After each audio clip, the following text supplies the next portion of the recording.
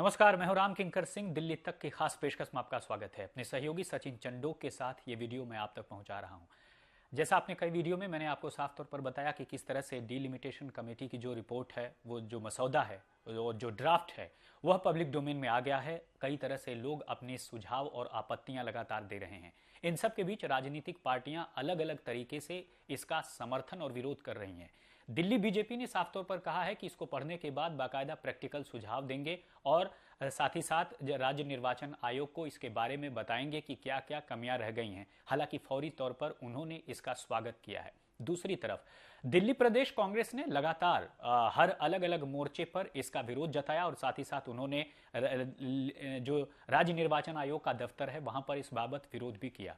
उनका दरअसल मुद्दा यह है कि तकरीबन 11 ऐसे वार्ड हैं जहां पर वार्ड को सीधा काटा गया, कम किया गया और वहां पर जोड़ा गया जहां पर बीजेपी को फायदा मिलेगा, ऐसा उनका आरोप है। मैं किसी भी मसले पर सवाल नहीं खड़ा कर रहा, मैं सिर्फ दिल्ली प्रदेश कांग्रेस का जो वर्जन है वह आप तक पहुंचा रहा हूं। उन्होंने जो एग्जाम्पल दिया, उदाहरण दिया है, वो ये दिया है कि यह जो पूरा परिसीमन का ड्राफ्ट या मसौदा है, यह एंटी पुअर है, एंटी दलित है और एंटी माइनॉरिटी है। यानी दलित, मुस्लिम और माइनॉरिटी का जो वोट है वह उसे जानबूझकर बाकायदा उन वार्डों में काट छांट की गई है और उन वार्डों को वहां जाकर के समेटा गया है, अटैच किया गया है जहां पर यह बीजेपी को फायदा करते। तो उन्होंने साफ साफ तौर पर डिलिमिटेशन कमेटी पर ही सवाल खड़ा कर दिया और ऐसे में उन्होंने कहा है कि बाकायदा अध्ययन करेंगे वो और उसके बाद से राज्य निर्वाचन आयोग के साथ साथ इलेक्शन कमीशन को इस बाबत अपनी आपत्ति दर्ज कराएंगे। जैसे कोंडली, त्रिलोकपुरी, मंगोलपुरी और सीमापुरी का जो एरिया है वहां से वार्ड काटे गए और उनका आरोप है जोड़ा गया विश्वास नगर, पटपड़गंज जैसे एरिया में। और आपको पता ही होगा कि तकरीबन जो 70 विधानसभा की सीटें हैं, 70 विधानसभा की सीटों में तकरीबन 11 ऐसी सीटें हैं जहां पर इस तरह से 1 दर्जन सीटें हैं, मान के हम चलें एक एवरेज के तौर पर, तो वहां पर काट छांट की गई है। और दिल्ली प्रदेश कांग्रेस का कहना है कि ये सभी सीटें ऐसा हैं जो कि एससी बहुल हैं, अनुसूचित जाति की सीटें हैं और आरक्षित सीटें, जैसा परिसीमन कमेटी की रिपोर्ट में कहा गया है और साथ ही साथ एमएचए की तरफ से जो गजट नोटिफिकेशन आया है उसमें यही कि तकरीबन 42 ऐसी सीटें हैं जहां पर अनुसूचित जाति के तौर पर वह प्रतिनिधित्व करते हैं। यानी 22 सीटें जो कम हुई हैं, 22 वो कम हुई सीटें या तो रिजर्व थी या तो दलित और माइनॉरिटी का वहां पर रिप्रेजेंटेशन था। और साथ ही साथ इन तकरीबन सीटों को कम करने का जो ध्येय है वह एंटी दलित है, एंटी मुस्लिम है, एंटी पुअर है और एंटी माइनॉरिटी है। यानी साफ तौर पर यह एक निशाना साधा गया है खासकर ऐसी ऐसी सीटों को। और यह भी कहा गया है कि यह तो परिसीमन की रिपोर्ट ऐसी है जो साफ तौर पर फायदा देती है बीजेपी को चुनाव जिताने में। बहरहाल अब देखना यह होगा कि परिसीमन रिपोर्ट इस पर क्या करता है, किस तरह से ऑब्जेक्शन को लेता है। और मैंने अपने पिछले वीडियो में आपको साफ तौर पर बताया था कि किस तरह से पॉपुलेशन को लेकर के, जनसंख्या को लेकर के, एक ही विधानसभा के अंदर अगर कई सारे वार्ड हैं उनकी जनसंख्या में काफी ज्यादा अंतर है। मयूर विहार सबसे बड़ा वार्ड बन गया है तो सबसे छोटा वार्ड में अगर देखें तो 35,000 से कम की जनसंख्या है, तो दूसरे किसी वार्ड में 90,000 से ज्यादा की जनसंख्या है। अब देखना यह है कि परिसीमन जो है इस मुद्दे पर क्या कुछ करता है। दूसरी जो सबसे खास बात है, मैं आपको बताना चाहता हूं कि ऐसे कौन कौन सी विधानसभा क्षेत्र हैं जहां पर यह वार्ड हटा है। जैसे बुराड़ी में वार्ड हटा है, तिमारपुर, बादली, सुल्तानपुर माजरा, मंगोलपुरी, शालीमार बाग, श्रीनगर, वजीरपुर, सदर बाजार, मादीपुर, राजौरी गार्डन और जनकपुरी, उत्तम नगर, द्वारका, मटियाला, नजफगढ़, देवली, संगम विहार, त्रिलोकपुरी, कोंडली, शाहदरा और सीमापुरी। ये ऐसे वार्ड हैं जहां पर इन सब के वार्ड का जो क्षेत्र है वो हटा गया। जैसे बुराड़ी में अगर कमलपुर वार्ड था वो हटा है, त्रिनगर में रामपुरा का वार्ड हटा है, राजौरी गार्डन में टैगोर गार्डन और खयाला के स्थान पर जो है चौकंदी नगर वार्ड बनाया गया है और नवादा, उत्तम नगर का नवादा वार्ड हटाया गया है और नजफगढ़ का गोपाल नगर और संगम विहार का संगम विहार डी ब्लॉक। त्रिलोकपुरी की जो बात अभी मैं कर रहा था, त्रिलोकपुरी ईस्ट व त्रिलोकपुरी वेस्ट को मिलाकर त्रिलोकपुरी का एक नया वार्ड बनाया गया है। कोंडली को कोंडली वार्ड और शादरा को विवेक विहार और सीमापुरी को न्यू सीमापुरी वार्ड दिया गया है। यानी ये सब जो है वार्ड हटा दिए गए हैं। यानी साफ तौर पर परिसीमन में बहुत सारे ऐसे वार्ड हैं जहां पर जिनके नाम भी बदल दिए गए हैं। कुछ एक वार्ड को मैं आपको बता देता हूं, जैसे विकासपुरी का सैनिक इनक्लेव वार्ड था, अब उसे शिव विहार कर दिया गया है। मंगोलपुरी का रोहिणी का जो था उसे रोहिणी कर दिया गया है। लक्ष्मीनगर का कृष्ण कुंज का जो था वार्ड उसे ललिता पार्क नाम से जाना जाएगा। किराड़ी का जो किराड़ी सुलेमान नगर था वो सिर्फ किराड़ी के नाम से जाना जाएगा। और आदर्श नगर का सराय पीपल थला आजादपुर के नाम से अब जाना जाएगा। और होलंबी खुर्द जो कि नरेला विधानसभा क्षेत्र में आता है उसे अब होलंबी कला के नाम से जाना जाएगा। और मैंने आपको बताया कि एक नया वार्ड जो है दयालपुर भी जोड़ा गया है और साथ ही साथ कई वार्डों के नाम बदल दिए गए हैं। उसमें से कई ऐसे नाम मैंने आपको जरूर बताए हैं।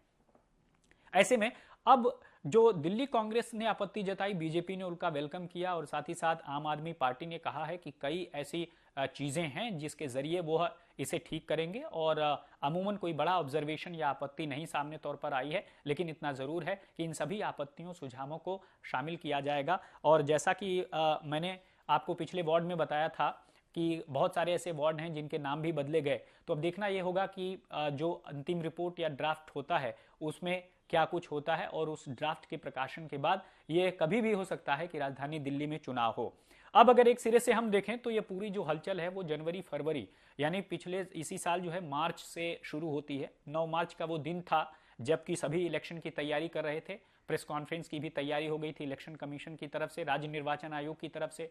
तभी एमएचए ने लेटर लिखा एलजी को और साफ तौर पर कहा कि वह इसे यूनिफाइड करना चाहते हैं। ईस्ट दिल्ली नगर निगम, ईस्ट दिल्ली नगर निगम, नॉर्थ दिल्ली नगर निगम और ईस्ट दिल्ली नगर निगम और नॉर्थ ईस्ट और साउथ, इनको मिला करके एक यूनिफाइड किया जाएगा। और उसके पीछे ये बताया गया कि सैलरी का संकट है और यूनिफिकेशन से जो है ये संकट दूर होगा। और ये 22 मई को जो है बाकायदा नोटिफाई भी हो जाता है। यानी 9 मार्च का ये दिन था जब लेटर लिखा एलजी ने। 30 मार्च को लोकसभा में ये विधेयक पास हुआ, 5 अप्रैल को राज्यसभा से पास किया गया, 18 अप्रैल को ये पारित विधेयक मंजूर हुआ और 18 मई को गजट नोटिफिकेशन आया केंद्र सरकार का, एमएचए का, जिसमें साफ तौर पर लिखा हुआ था कि 22 मई से प्रभावित होगा। और यही वो दिन था 22 मई का जब एमसीडी जो है पूरे तौर पर नगर निगम के अधिकारियों के हाथ में चला गया। स्पेशल ऑफिसर के तौर पर अश्विनी कुमार को जोड़ा गया और नरेश कुमार को,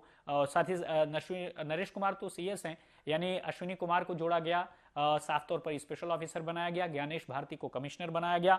8 जुलाई का वो दिन आता है जब डिलिमिटेशन कमेटी तैयार होती है। तकरीबन एमएचए की तरफ से 3 नाम आते हैं जिसमें राज्य निर्वाचन आयोग के खुद चेयरमैन को बनाया जाता है, यानी विजय देव साहब को उनको खुद बनाया जाता है डिलिमिटेशन कमेटी का चेयरमैन। और साथ ही साथ ज्ञानेश भारती और स्पेशल ऑफिसर को भी उसमें जोड़ा जाता है। तकरीबन 8 मेंबर्स ऐसे बनाए जाते हैं और ये कहा जाता है कि 9 नवंबर तक इनको अपनी रिपोर्ट देनी होगी। लेकिन 10 सितंबर को नोटिफिकेशन आता है और कहा जाता है कि 42 ऐसी सीटें होंगी 250 में से जो कि अनारक्षित होगी, अनुसूचित जाति की सीटें होंगी। और 12 सितंबर यानी कि अभी जो हालिया दिन था 12 सितंबर गया, उस दिन ये रिपोर्ट सार्वजनिक हो गई। उसके बाद से तमाम आपत्तियां, तमाम सलाह और तमाम आरडब्ल्यूएज और रेसिडेंट्स का एक एक करके जो चीजें हैं वो निकल कर आ रहा है। इन सब के बीच में अगर बात करें तो 22 मई से लेकर के अब तक का सफर जो निगम के अधिकारियों को के प्रति जो लोगों का रवैया है वह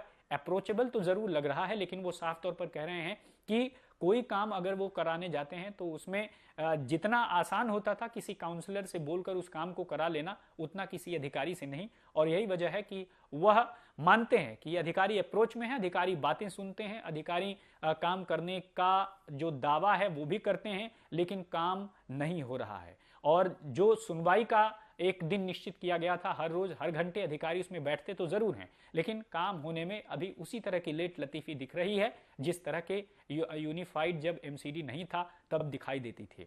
तो मैंने साफ तौर पर आपको इस वीडियो के जरिए बताया कि किस तरह से लोगों के ऑब्जेक्शन और सुझाव आ रहे हैं। और बहुत पहले अगर आप दिल्ली तक के YouTube चैनल पर जाएंगे तो आप पाएंगे मैंने एक वीडियो बनाया था जिसमें साफ तौर पर आपको ये बताया था कि किस तरह से किस किस पार्टी को फायदा होने जा रहा है और किसको नहीं होने जा रहा है। यानी परिसीमन का जो ड्राफ्ट होगा जाहिर तौर पर वो किसी को फायदा करेगा, किसी को नुकसान करेगा।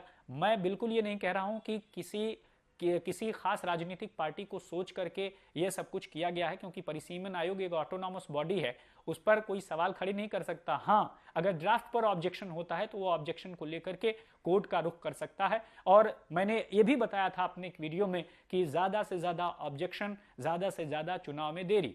ऐसे में अगर ज्यादा ऑब्जेक्शन आए, ज्यादा आपत्तियां लगी, तो उन आपत्तियों को दूर करने में बहुत ज्यादा समय लगेगा।